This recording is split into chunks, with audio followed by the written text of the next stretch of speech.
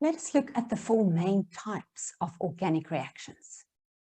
They are addition, elimination, substitution, and condensation or esterification.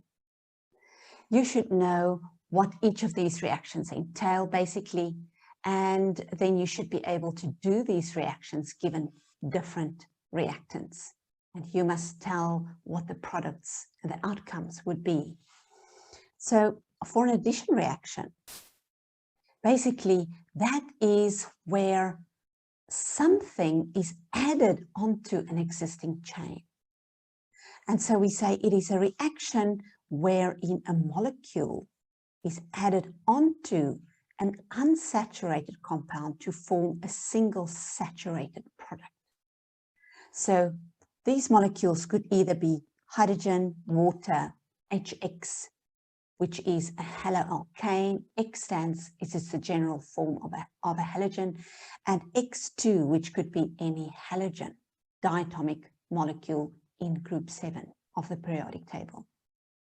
The general rule here for addition reactions is that the molecule that is added onto the chain is always added to the site of the pi bond. Now, as you can remember, any unsaturated carbon always consists of a double or a triple bond between carbons somewhere in the chain. This first bond is a sigma bond and the second bond is a pi bond. The pi bond breaks very easily because it's a weaker intramolecular bond and will open sort of like a double gate. And then you can add 2 atoms from a molecule onto the chain at the site of the pi bond. So an unsaturated compound becomes a saturated compound. Typically something like an alkene will become an alkane. An elimination reaction is a reaction wherein a saturated compound is broken up into 2 products. One product is always an unsaturated alkene.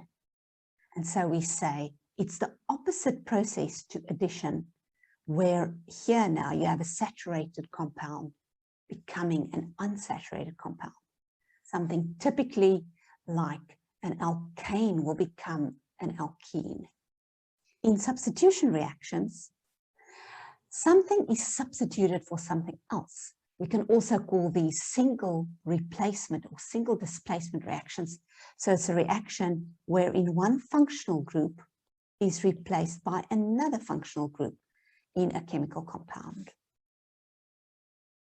We also look at esterification, where an ester forms, and that is a general type condensation reaction where water forms, as the word implies. Condensation forms. So it's a reaction which splits out water. An example of this is esterification, where an ester and water forms, and you accomplish that by reacting an alcohol with a carboxylic acid. We will look into more detail into each of these reactions in separate videos. But here's just a quick animation of each of these so you can get an overview of it. This is what an addition reaction looks like in short. We have an alkene. We have to have a catalyst of some sort to get this reaction to happen. When we do our experiment or our demo, you'll see how the catalysts work.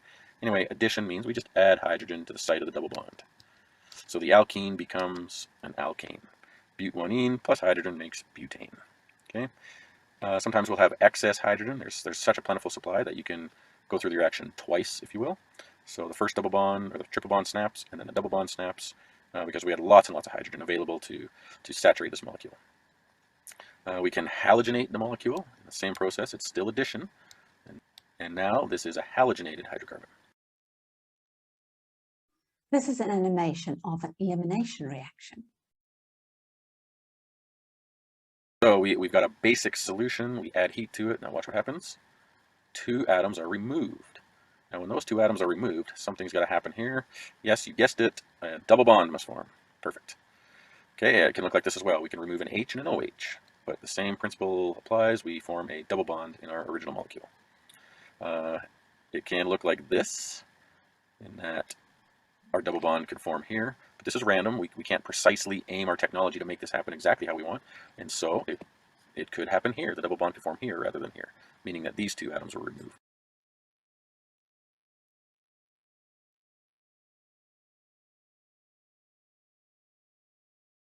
And this is a typical substitution reaction. Okay, so let's say we take propane and react it with bromine. Now something needs to trigger this, so it might be sunlight that's making this happen, or another chemical, hydrocarbon and hydrogen bromide. Well, what does it look like? Well, it's very simple. We simply replace or switch. It's very simple. We simply replace a hydrogen with a bromine. Done. And so you can see we have C3H7Br, C3H7Br, and HBr. Okay, so it's very simple, and we can do that with benzene molecules, aromatics. Remember, benzene looks like this right here, but you've got to remember that this is C6H6. There's actually 6 hydrogens around there, right? Like that. And so we can switch or replace a Cl with an H, and we can end up with that molecule. It can look like this as well. We can switch an OH with a Cl, but you can see these are just substitutions. Okay.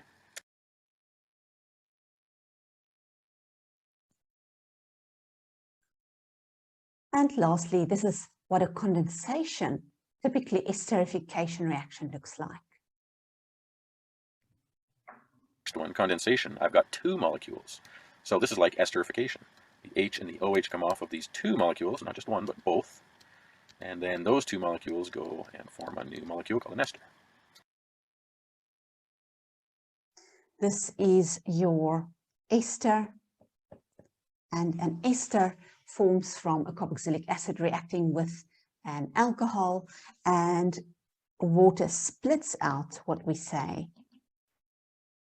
That is where the word condensation comes from, the term for that reaction. We've got an oxygen bridge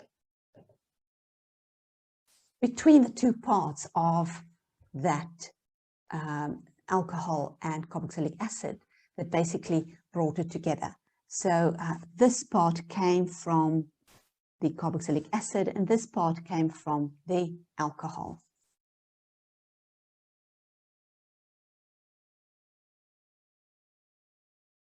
So short practice just to see if we can now distinguish between addition, elimination, substitution, and condensation reactions. Here's some examples, and it says in example 1, there are 4 examples. Let's look at number 1 first. So you've got some sort of alcohol, and it becomes a haloalkane. So there was a complete swap or a replacement of one functional group with another functional group. So that is a substitution reaction.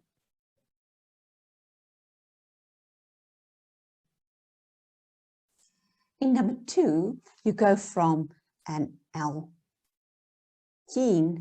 which is a cycloalkene in this case, to an alkane. And you go from a unsaturated to a saturated compound.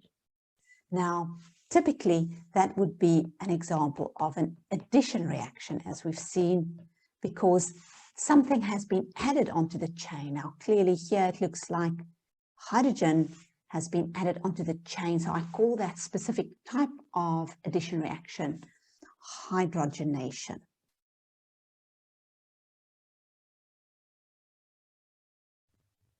In number 3, you've got an alcohol, right? And it became an alkene. So let us see what that could have been, right?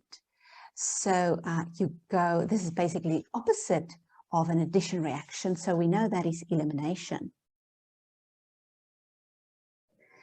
One wonders just what has been eliminated. 2 atoms has been eliminated to make way for that extra pi bond that has formed.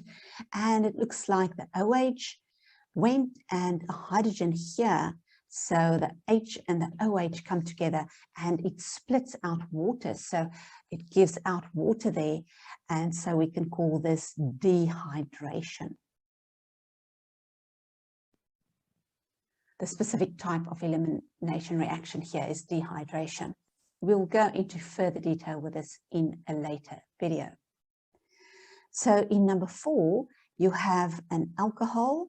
This then becomes yet again a unsaturated compound, and we can say here yet again that this is an elimination reaction. And as you can see, this is also split out water, so this is dehydration yet again. The alcohol has been eliminated from the chain, as well as this hydrogen bonded to that carbon there. They have bonded together. Water has been eliminated from that main chain, and so we call this elimination dehydration. Like when you are dehydrated, you have lost water, and this molecule have lost or eliminated a water molecule.